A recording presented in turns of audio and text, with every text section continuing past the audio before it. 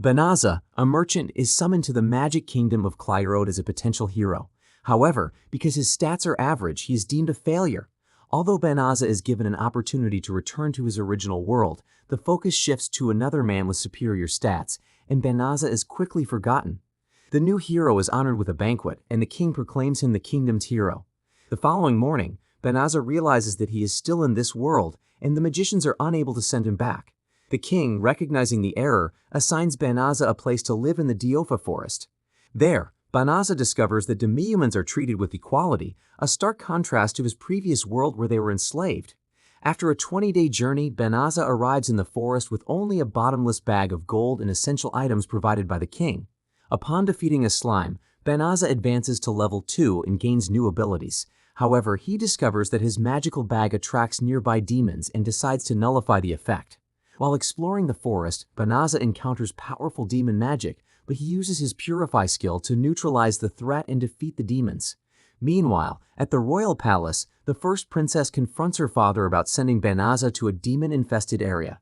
Their conversation is interrupted by a magician who reports traces of purification magic in the forest, leaving the king and princess astonished.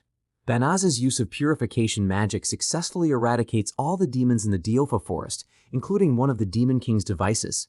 This causes him to level up to an incredible level 367 with infinite stats. To avoid detection when he returns to Clyrode, Banaza alters his appearance and registers himself under the name Fleo at the Adventurers Guild. Soon after, Fleo meets a young demi-human girl who asks for his help in reaching the forest of Disa. Using his teleportation ability, Fleo agrees to assist her, but they are confronted by a group of female knights who suspect him of having bad intentions towards the child. Fleo calms the knights and proposes that they all travel to the forest together. Once they arrive in the forest, the girl reveals herself to be a demon named Fenris and transforms into her true form, a Fenrir. Fenris attacks Fleo and the female knights, paralyzing them with fear, except for Fleo, who resists her intimidation. Fleo then teleports the knights away and decides to experiment with his other abilities. After dismissing the female knights, Fleo uses gravitation magic to defeat Fenris. Although he receives suggestions that he should have used subjugation magic on Fenris, he chooses not to. Fenris, surrendering, requests to be killed, but Fleo decides against it. When Fenris changes into her demi-human form, Fleo offers that she stay by his side if she ceases her killing, which she agrees to and claims herself as his wife. Due to fatigue, she faints but later regains consciousness and runs to find Fleo. Fleo accepts her as his wife in name only and discloses his status as a hero candidate from another world. Meanwhile, in the northern forest, the blonde hero fights formidable demons but complains to King Clyrode about the inadequacy of the soldiers provided. The king discovers that the hero commands the army from a safe distance and retreats at the first sign of danger. At the Adventurers Guild, Fleo enrolls Fenris as an adventurer under the name Reese and takes on a mission to subdue frenzy bears in the northern forest. Fleo and Fenris teleport to the northern forest, where they encounter the previously met female knights who are surrounded by psycho bears. Fleo steps in, swiftly defeats the psycho bears, and then converses with the knights. Another psycho bear appears but surrenders upon detecting Fenris' considerable power. Fleo employs a skill called obedience to tame the last psycho bear, changing it into a unicorn rabbit. The female knights Balarosa, Blossom, Balano, and Bilary suggest that Fleo join and lead their group, but he declines, worried about his wife's potential disapproval. Fenris, however, urges him to accept, and Fleo agrees to become their mentor. Meanwhile, the Demon Lord becomes aware of Fleo and commands his subordinates to bring him to him. Fleo tries to train the female knights by having them face a frenzied bear. Unfortunately, their efforts fail completely as they cannot overcome the bear. They return to their residence, an abandoned house in a demon-infested forest. Fenris decides to prepare a meal for the group and serves raw meat, which she is used to eating. Despite their initial reluctance, they opt to cook the meat themselves, and Fenris is pleasantly surprised to find she enjoys the human food. The following day, Fenris and Fleo head to the Adventurers Guild with several slain frenzy bears. While Fenris attends a cooking class, Fleo is escorted to a private room. There, he is invited to join the kingdom's army to combat the demons, but he turns down the offer. Upon leaving, he discovers Fenris in a state of dirt and disarray. A month later, a soldier from the kingdom's army arrives to extend another invitation to Fleo, but he declines once more. Back at their home, Fleo works in the field with Blossom and their tame frenzy bear.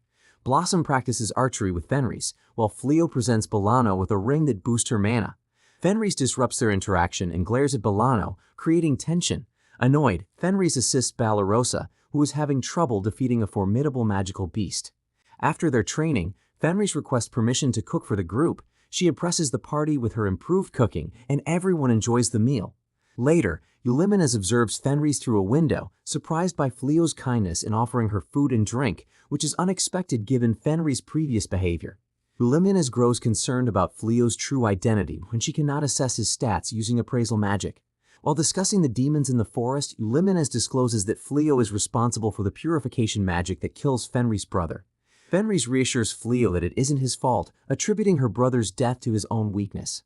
Later, Fleo and Eulymenes engage in a mock battle, but Eulymenes targets Fenris, which angers Fleo. He easily defeats Eulymenes, leaving her astonished. Subsequently, Fleo discloses Fenris' true nature to the rest of the party, who are shocked to learn she is a demon. Fenris assures them that she is no longer aligned with the demon army and wishes to live peacefully with Fleo. The following day, Eulymenes returns with the elite dragon army of the Demon King. Though surprised, Fleo remains unafraid. Using holy magic, he vanquishes numerous dragons. Inspired by Fleo, Blossom throws her hoe and, with his assistance, manages to slay a dragon, earning the title of Dragon Slayer. Meanwhile, the Demon King observes the situation and decides to approach Fleo to discuss matters, recognizing that violence may not be the answer. A group of female knights gathers, playfully teasing about Blossom's Dragon Slayer title. Balarosa, feeling disappointed for not earning the title herself, wanders off and encounters a mysterious man who reveals himself to be a demon named Gol. He admits that he knows Fenris' true identity and only wishes to meet her, but Balarosa warns him to stay away. Fenris and Fleo, noticing Balarosa's distress, approach her to check on her well-being. Fleo then reveals that he discovered through the man's status window that he is actually the Demon King Gol. Startled by this revelation, Balarosa becomes anxious, fearing that Gol might harm her. Meanwhile, back at the Demon King's castle, Gol discusses his observations with Eulymenes, expressing his admiration for Balarosa's bravery. A few days later, Gol visits Fleo's home again, overjoyed to see Balarosa once more. However, Balarosa remains frightened of him. Gol attempts to convince Fleo to join his army, but Fleo politely refuses. He explains that he is unfamiliar with the conflict between humans and demons, as he is not from their world. Intrigued by this, Gol tries to explain the reasons behind the ongoing war, but he is unable to sway Fleo to his side. Later, Gol notices that Balarosa is still awake and becomes increasingly intrigued by her. However, it turns out that Balarosa is actually unconscious and has fainted. Weeks go by, and Gol decides to visit Fleo again. However, rumors of a demon frequently visiting Fleo's home reach the ears of the king and the first princess. The king considers using force or threats instead of attempting a peaceful conversation with Fleo. When they arrive at Fleo's house, they are accompanied by a large contingent of soldiers led by the blonde hero. The hero presents Fleo with an ultimatum, forcing him to choose between the kingdom or the demons. The female knights step in, criticizing the hero's harsh and manipulative tactics. Rather than giving in to the hero's demands, Fleo remains composed and uses spatial magic to teleport himself, his possessions, and his companions to a nearby village where he had previously sold dragon meat. The hero, stunned by the use of spatial magic, departs in disbelief. However, he soon encounters Cole in his human form, and the soldiers quickly surround Cole, recognizing him as the demon who visited Fleo. After realizing that Fleo teleported because of them, Cole reverts to his demon form and commands his subordinates to attack the kingdom. The kingdom faces a demon onslaught. The hero, sensing the imminent danger, opts for a strategic withdrawal. Meanwhile, at the royal palace, the king and his magicians witness the destruction and realize they must assemble all the magicians to cast a powerful purification spell. During the battle, Gol instructs Eulymenes and the other demons to retreat in preparation for the impending purification magic. Reluctantly, Eulymenes obeys Gol's order. Once the purification magic is cast, all the magicians, including the king, collapse from exhaustion. Consequently, the first princess assumes the throne and becomes the new queen, taking control of the kingdom. Her initial decree is to strip the blonde hero of his title as the kingdom's official hero. In the palace basement, the blonde hero and Suya find themselves in the treasure chamber. The blonde hero hears a voice offering him power. A hidden door reveals a sword, and the voice explains that a demon is sealed within and will grant the hero a wish. The hero draws the sword, and a new voice introduces itself as Hiya, the demon of dark and light. Suddenly, the demon Hiya materializes in front of the blonde hero and Suya, demanding to know who freed the sword.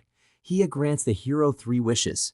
Back in the ceremonial hall, a prophet arrives, and the new queen seeks guidance. Soon after, everyone in the hall is afflicted by black collars, which the queen realizes are instruments for the demon to claim the lives of sacrifices after granting their wishes.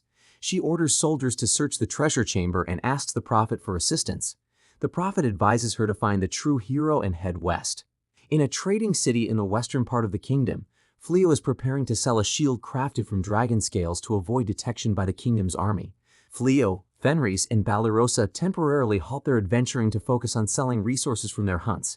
As Fleo exits the shop, a warning signals the arrival of a demon. Hia appears behind him, fulfilling the blonde hero's wish to kill Fleo. Fenris attempts to shield Fleo but is gravely wounded. Fleo frantically tries to heal Fenris, but nothing seems effective. Despite the demon's relentless assaults, Fleo remains unharmed. In the process, Fleo unexpectedly gains mastery over dark and light Genesis magic. Overcome with rage, Fleo vows to confront Hia and seek revenge for her actions. Reflecting on his journey, Fleo attempts healing magic once more, but it proves ineffective. Hia attacks with Stardust magic, yet Fleo remains unscathed. This assault triggers an ability that instantly rewinds time, restoring the surroundings and even the demon's position.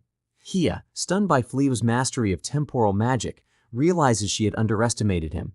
Fueled by rage, Fleo retaliates, overpowering Hia and dispelling her magic. When Hia tries to appraise Fleo's stats, she notices an infinity symbol, recognizing its significance just before Fleo continues his relentless assault. Meanwhile, Fenris, resting on Balarosa's lap, miraculously recovers. Witnessing Fleo's brutal attack, she feels uneasy but acknowledges his power. She steps in, halting Fleo and expressing her discomfort with his violent approach. Fleo, initially unable to believe that Fenris is unharmed, embraces her in relief. At the same time, the first princess is teleported to a forest near the city by exhausted mages. Suddenly, the collar around her neck disappears, leading her to believe that Hia failed to grant the wish. Back at the royal palace, the blonde hero and Suya barricade themselves in the treasure chamber. Suya is then possessed by the dark Grand Mage Dorinus, who transforms the hero into a monstrous creature and sets out to pursue the princess.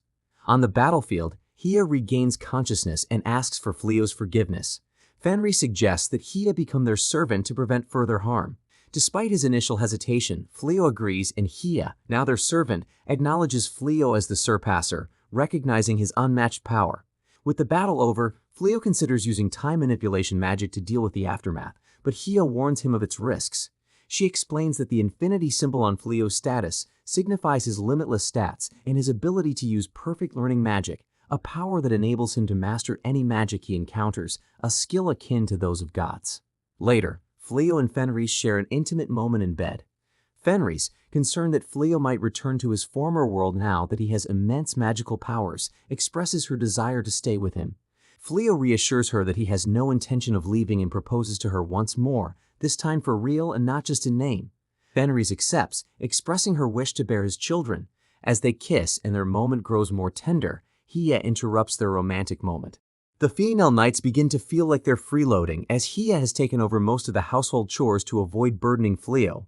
To contribute, Blossom decides to expand the vegetable garden with Suya's assistance, while Balarosa takes responsibility for caring for the horses. Their routine is interrupted when a wild horse-like monster attacks the farm. Balarosa swiftly subdues and tames the creature, leading the knights to consider expanding their land to accommodate the new addition. In the city, Fleo is busy selling leather armor when a goat-like monster and Damien appear, causing chaos. Hia recognizes Damien as a once powerful magician from Clyrode who had been sealed away after being executed by a former hero. Fleo, Fenris, and Hia immediately jump into action to protect the civilians and confront the danger. As Damien orders the monster to attack the first princess, Hia steps in just in time to defend against the assault. A fierce battle breaks out, with Damien enlarging the monster to a colossal size. However, Fleo quickly nullifies her magic, leaving Damien stunned. Hia then takes the chance to subdue both the monster and Damien, transforming them into a pill and consuming them. Suya and the blonde hero, although unconscious, remain unharmed. After the battle, the first princess approaches Fleo, offering an apology for her father and the blonde hero's actions. She offers Fleo the title of the kingdom's true hero, but he declines, expressing his wish to live a peaceful life with his wife. Back at home, Belano, inspired by Fleo, successfully casts her first Fire Lance spell and decides to pursue more magical knowledge. She enrolls in the Magic Academy, but instead of becoming a student, she is appointed as an instructor. The female knights approach Fleo with a request to purchase more land to expand the farm and accommodate Balarosa's horse. Although they initially plan to pay for the land themselves, the cost proves too high. Fleo offers to cover the cost in exchange for 30% of the profits. They agree and start working on the expanded fields immediately.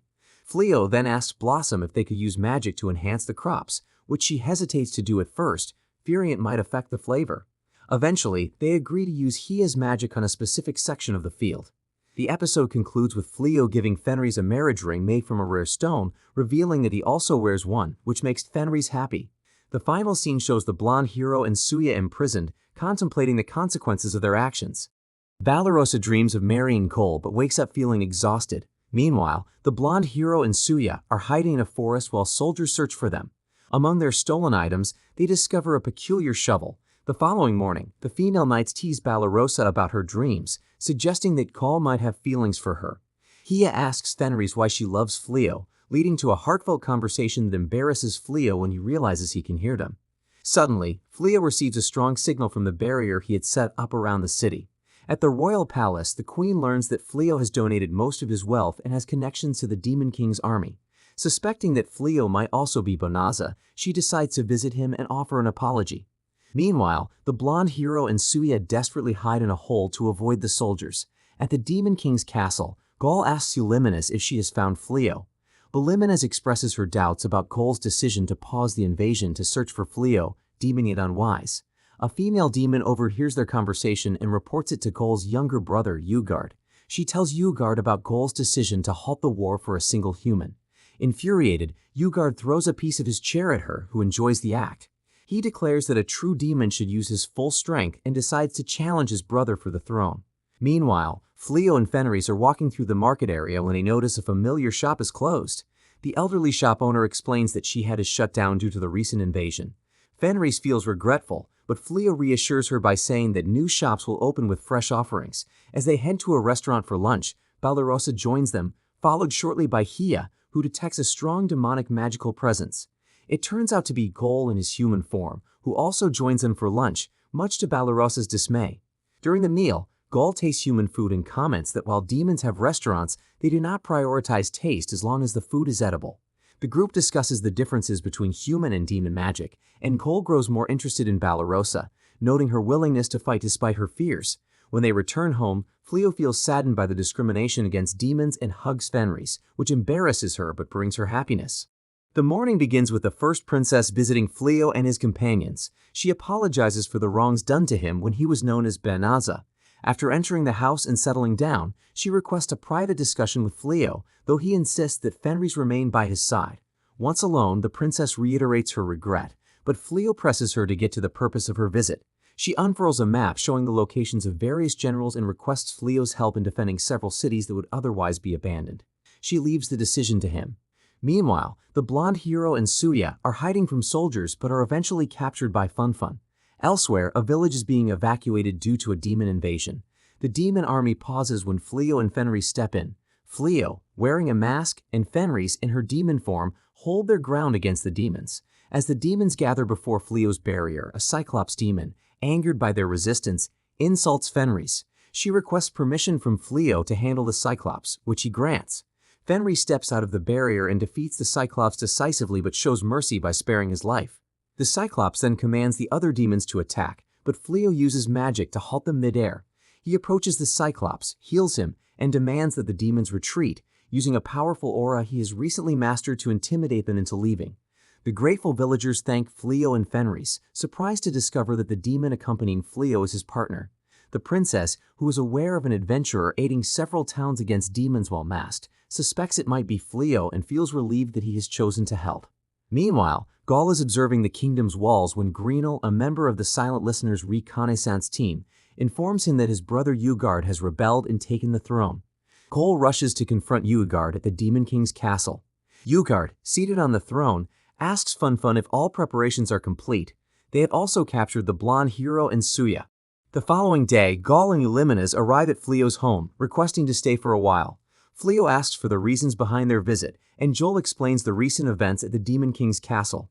Gaul had met the three heavenly kings there, who, despite assuring him that he was superior to his brother, had been sent by Funfun. In the throne room, Funfun cast a spell that rendered them immobile and mute. Enraged, Eulimenes attacked Ugard but was swiftly overpowered and thrown across the room. Greeno rescued her, and following Gull's orders, they both vanished. Gull shared that he wanted to prevent unnecessary conflict. Funfun had accused him of losing the demon's faith due to his recent actions. Despite seeking the Heavenly King's opinions, they couldn't respond because of the spell. Misinterpreting their silence as agreement with Funfun, Gull decided to act. Ugard tried to attack Gull, but before he could strike, Gull renounced his title as the Demon King. Even in disbelief, Ugard continued to attack, but was quickly expelled from the castle by Gull, who sought to avenge Eulimenes. Gull apologized to the Heavenly Kings for the trouble and departed. The Heavenly Kings were frustrated and unable to communicate with him due to the spell. When Balarosa came home, she found Gull and Eulimenes at the house with Fleo and Fenris. Fleo explained that the two demons planned to stay for a while and asked for her assistance. He then introduced Gull and Eulimenes to the other residents. Initially, the knights, particularly Balarosa, were reluctant to have the demons stay. However, after a discussion and Gull's admission that he had given up his role as Demon King, they agreed. Fleo and Gull talked about Fleo's crafting skills, including how he had made the Dryden scale shield and other tools. Eulimenes felt uneasy seeing Gull interact so casually with Fleo. Later that evening, Balarosa, unable to sleep, went to the balcony where Fleo and Fenris joined her. While sharing a drink, they discussed the implications of Gull and Eulimenes staying with them. The following morning, Balarosa informed Gull that she was okay with their presence as long as they caused no trouble. Meanwhile, the blonde hero and Suya escaped the Demon King's castle and made their way toward the town. Ugard questions Funfun about why the demons are struggling against the humans at the Demon King's castle. Funfun suggests it might simply be bad luck. However, Ugard realizes that the real issue is the absence of a reconnaissance team under his command. Despite this, they decide to hold their ground, awaiting Gull's return. Meanwhile, in town, Fleo and Fenris enter a lottery with a single ticket. Despite not using magic, Fenris wins the grand prize, a family trip to Kinosaki Hot Spring Village. However, Fenris feels a bit let down as she had hoped for some private time with Fleo. Upon arriving at the Hot Spring Village, they receive a warm welcome from the staff. Fenris learns about the different hot springs designed for various purposes, and after hearing about one that promotes fertility, decides to visit it with Fleo. At the entrance, they encounter demons disguised as demi-humans, including Ugard, Funfun, and the Infernal Four. Fenris instructs Gull and Eulimenes to remain hidden to avoid disrupting her and Fleo's time at the hot spring. After settling into their room, Fleo and Fenris decide to explore on their own until dinner.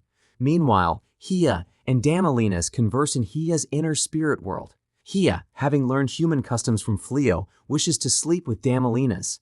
Damalinas resists, explaining that it's impossible between two females. Hia reveals she is actually genderless and can change her gender at will. Eventually, Damalinas forces Hia out of her inner spirit world. Fleo and Fenris finally visit the hot spring. Meanwhile, Byrie heads to an underground facility where Hia pushes her into a secret room for a sensual massage. The peaceful atmosphere is disrupted when part of the hot spring castle explodes due to a fight among the demons, creating a black cloud of magical particles. Suya and the blonde hero arrive at the hot spring village. The blonde hero, feeling unwell, is interrupted by another explosion as two demons, now transformed into demi-humans, begin to fight, cheered on by other demons. Suddenly, the blonde hero transforms into a giant monster made of dark particles as the inn starts to collapse. Guests flee in panic. Fleo uses fortification and gravitation magic to prevent the inn from falling apart, and the rest of their party decides to help. The demons spot Gull at the top of the inn, prompting Ugard to rush toward him to engage in battle. The conflict between Gull and Ugard intensifies while Balarosa briefs Fleo on the escalating situation. Meanwhile, Fenris defeats the monstrous foe, freeing the blonde hero and Suya. At the same time, Eulimenes confronts Funfun and the Infernal Four. The resort owners use emergency magic to effectively restrain Ugard and his followers, teleporting them away to avoid further disruption. As Fleo and his team work on repairing the resort, the blonde hero and Suya try to escape by digging their way out with a magic shovel, only to be humorously ejected by a geyser. The resort owners express their appreciation to Fleo and his friends for their crucial help, allowing everyone to continue enjoying their stay at the springs. Taking advantage of the peaceful moment, Gull builds a strong relationship with Fleo, aiming to bridge the divide between humans and demons. At dinner, Balarosa thanks Gull for protecting humans and not causing harm, which sparks feelings of jealousy in Eulimenes. That night, Fenris and Fleo have a private discussion about recent events and their future, including their dreams of starting a family. They share their love for each other, culminating in an intimate moment that deepens their bond. The next day, the group returns home to resume their routine on the farm. Meanwhile, significant changes are unfolding in the kingdom. Elizabeth has taken the throne as the new ruler, but her reign is immediately challenged by news of her father's escape following his awakening. The blonde hero, still on the run, vows to persist in his quest for recognition and acceptance as a true hero. And that's how the season ends. Let me know what you think about this anime, and as always, leave a like, subscribe to the channel, and I will see you all in the next video.